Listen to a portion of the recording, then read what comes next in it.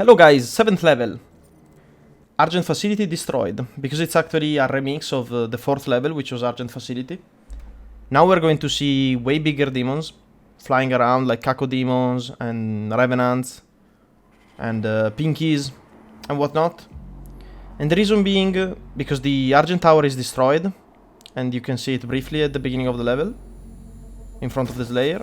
I don't linger to watch it anymore. But yeah, now that we have a big ass portal, this means that, yeah, we have more demons around. Because previously, at the beginning of the game, the demons we found were only smaller demons. Oh, now we have a Kako demon here, because I just saw this guy getting killed by a Kako demon and I realized there is one, even before I hear his scream. Yeah, that was unfortunate. As you can see, these are not levels that I practiced the most. Of course, I finished the game several times.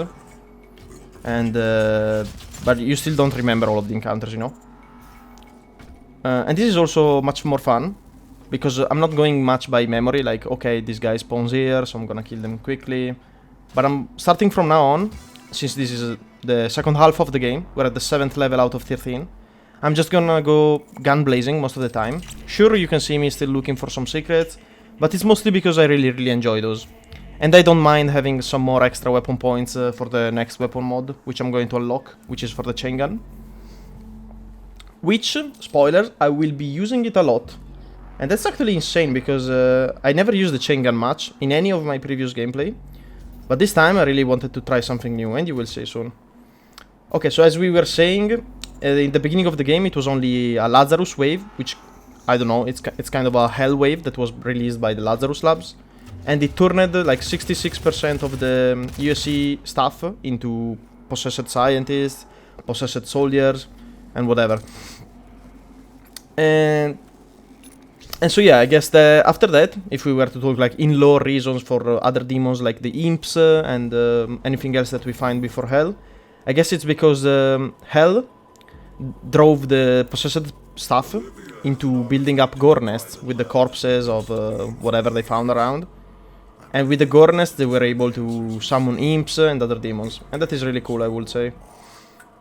If any of you is like a fan of Alien, it's sort of like in the first movie, you know, there is only one alien in the ship, in the Nostromo. But in the cut director content, if any of you have seen it or ever heard about it, there is actually like a way for the alien to reproduce without a queen alien, without a queen xenomorph, of course. And the way they did this in the cut content was basically the alien would drag the corpses of the crew he killed of the Nostromo into a dark room, and then he would like coat them in saliva, and eventually they would like mold and transform and metamorph into an egg, an alien egg, and from there he could the cycle could continue. So they could actually reproduct, yeah, without the help of an alien queen, which wasn't even canon at the time. It was only James Cameron that came up with the idea of the alien queen. Okay, so enough nerd talk about aliens, and now we really get to play around with all the beautiful weapons that we have unlocked. And yeah, I don't even know what else I'm gonna talk about, because really, from now on, it's all gonna be gun blazing and just have fun. One thing I can talk about maybe though is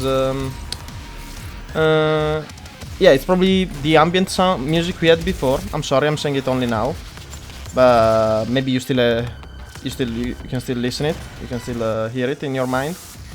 The ambient music that plays in this level, it's actually an homage to the Imp song from the very old at this point classic game Doom 1, or possibly Doom 2, I don't remember. And I will leave, of course, the track in the comments so you can hear the similarities. It's quite good. Mick Gordon actually paid lots of homage to many Doom tracks, like you've seen in the 4th level even. There was this homage to Doom 3 theme. And there are more scattered around, but I really enjoy listening to music, of course, but I don't claim I have such a good ear. So yeah, this one I just told you, I recognized it myself. The one in and yeah, I don't think I've recognized many more. Again, you can see me failing the mastery for the rocket launcher remote detonation, but it's fine. Okay, and over here there are actually like a couple of arenas, but I'm gonna skip most of them. I'm going to take this rune, because it's the in-flight mobility, which I very much love. It's absolutely beautiful. And it's very easy to master as well. So yeah, just a quick speed run through this rune trial to unlock one of the best runes in game for me. Because mobility is key in like any game really, but of course in Doom it's something else. You wanna have as much control as you can over your character movement. Jump, jump, jump. Okay, so what have we talked about? We have talked about, I mean, yeah, the differences in how the invasion is now affecting Mars.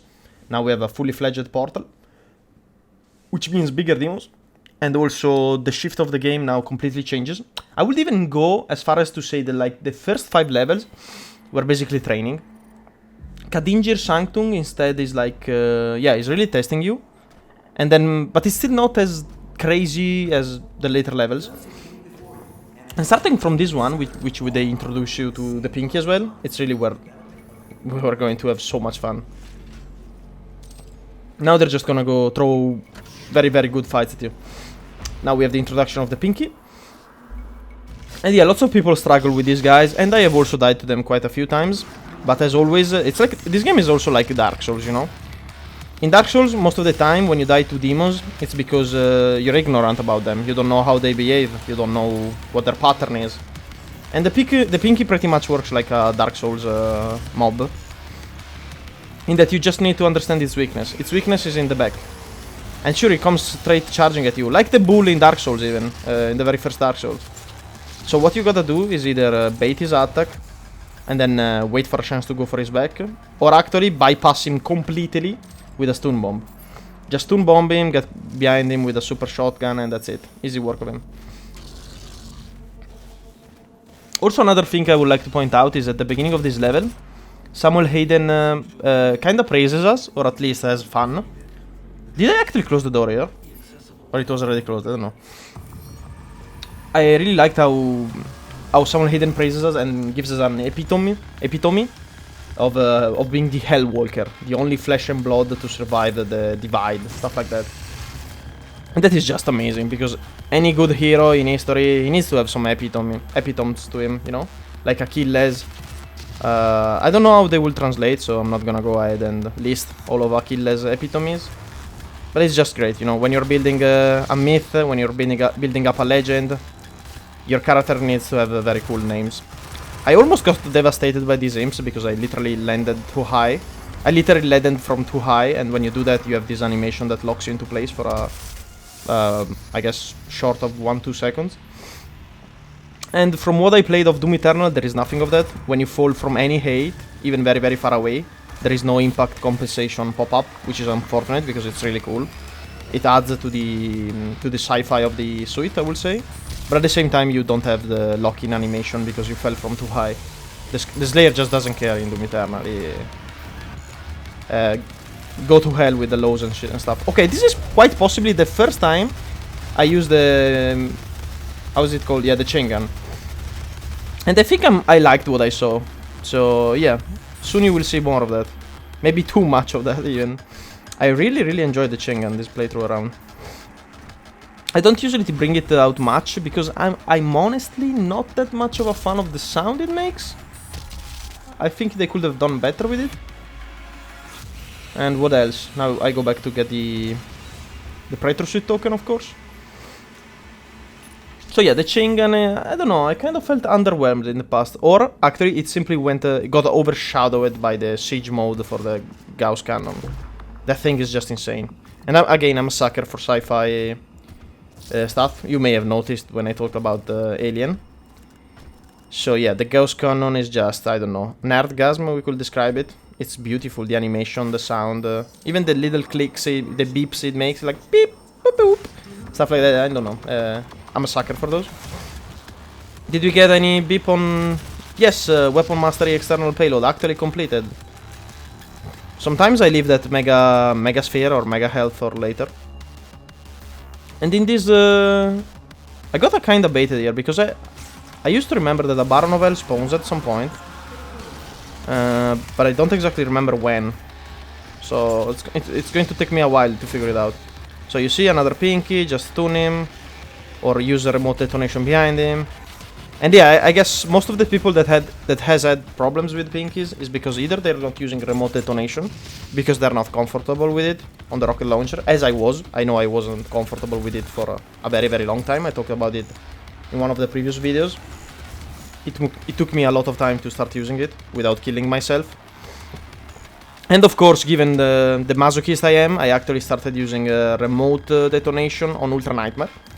I was like, oh, this thing is not good, I keep killing myself. Then I figured I should probably try, and so I went for another campaign like in Nightmare.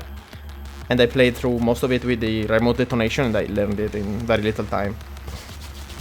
It's actually not that hard. And maybe for you guys it will be even easier. For me it was painful, I don't know why, I guess I have bad coordination. I kept blowing it in my face. Oh, there's the Baron Novelle. It took me so long for this guy to spawn. But it's fine, we got time to talk. You are trivial. Trivial monster.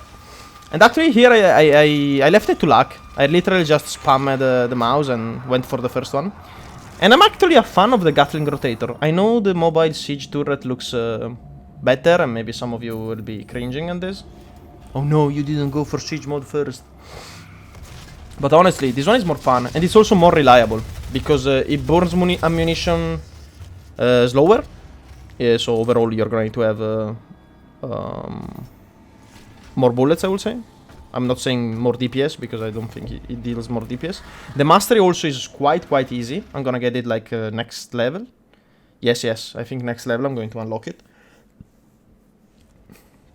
And I just like it more. It's more classic chain gun, badass. Oh wow, I got destroyed here. Oh yeah, by an imp, which was I guess on my left. It destroyed me. I was probably not very focused right now. But this is also, it's not that hard of a run trial. And it's fun because they force you to use the charged shot, which I actually honestly never used, pretty much. It burns 3 times as much ammunition as the explosive shot. And I don't know really. It's not that good of a weapon mod. They could have done better. Also, one thing I noticed about these, how do you call them? Yeah, about these rune trials is that maybe people don't know. The difficulty in these things is locked. I believe and I also would even say it's locked to either easy or normal. Probably on, I don't know, maybe on easy. Because if some guy is playing on easy, they wouldn't want to have rune trials on normal, would they? So yeah, as you know from where I noticed it mostly. Because most of the time they give you like 1 hit point, so you cannot get hit and stuff. But when you pick up armor shards, you actually pick up armor shards for the value of 5 points armor each. Instead on Nightmare and possibly other difficulties, they're only worth 1. Which is not that good actually. I've talked about this in the past, so yeah. And I've made a promise not to talk too much about weapon balance and whatnot, so okay. Some more mobile siege. I remember there is a Kako demon here. Boom! Oh my god, that weapon is so good. And even in Doom Eternal we have like the Ballista and with the Arbalest mod, which is basically the siege mode, even though it looks more balanced. Okay, look at this, guys. I'm doing what I would say a pro player move. A pro player move, and I'm rebinding the chain gun to the default K-binding of the heavy assault rifle. So now, instead of weapon swapping to the heavy assault rifle, which is honestly not that good anymore. Sure, there are the micro missiles, they're not bad. And they're fun to shoot with, but I just want to play more chain gun, you know? And since it's like on the last K-binding, I believe default is 8 or 9. I may be mistaken. My memory is that bad. My muscle memory makes me pick it when I want to pick it, equip it, but not when I want to recall which K-binding it is by default. So yeah, anyway, we rebind it. I put all the weapon points in it, and now I'm gonna play so much chain gun, you have no clue, starting from now on.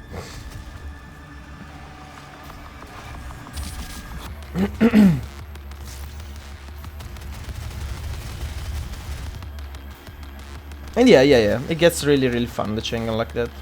I didn't know. It also looks really good in weapon classic mode. I did a playthrough of like, yeah, one other playthrough I really enjoyed doing was like Nightmare.